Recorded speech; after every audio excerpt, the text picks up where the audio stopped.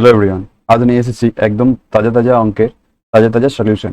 আজকের পর থেকে শুকনো ফল এবং ফ্রেশ ফলের অঙ্ক আর সমস্যা তৈরি করবে না। টাটকা আঙুরের ওজন অনুসারে 90% জল থাকে, যখন শুকনো আঙুরে ওজন অনুসারে 20% জল থাকে এবং অবশিষ্ট অনুপাত সজ্জা থাকে। সজ্জা মানে পাল্প বা শাঁস।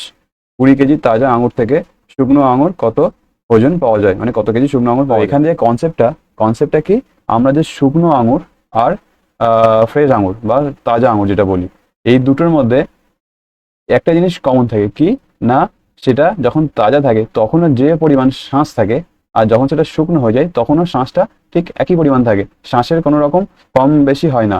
এখানে কমে যায় কি, যখন টাটকা থাকে তখন ওর মধ্যে জলের পরিমাণটা বেশি থাকে, আর যখন শুকনো হয়ে যায় সেই জলটা এই ধরনের অঙ্কগুলোতে শাঁস সমান। ফ্রেশ ফলে এখানে কত পার্সেন্ট জল আছে? 90%। তাহলে ফ্রেশ ফলে কত পার্সেন্ট শাঁস আছে? ফ্রেশ ফলে 10% শাঁস আছে, তাই তো?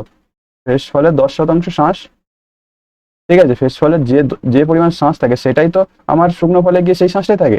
তাহলে এখানে কি বলছে, আর শুকনো ফলে যে শুকনো ফল হয়ে যাচ্ছে সেখানে 20% জল থাকে। তাহলে ড্রাই ড্রাই মানে শুকনো, শুকনো তো তাহলে কত শতাংশ শাঁস থাকছে? 80%, তাই তো? এটা তো আমরা বলতে পারি। ঠিক আছে, দেখো এবার দেখো অঙ্কগুলো কেমন হবে। তাহলে এখানে কি বলে দিয়েছে, এখানে 20 কেজি ফ্রেশ গ্রেপস মানে 20 কেজি ফ্রেশ ফল, অর্থাৎ 20 কেজি ফ্রেশ ফলের শাঁস থাকছে 10%, 10%।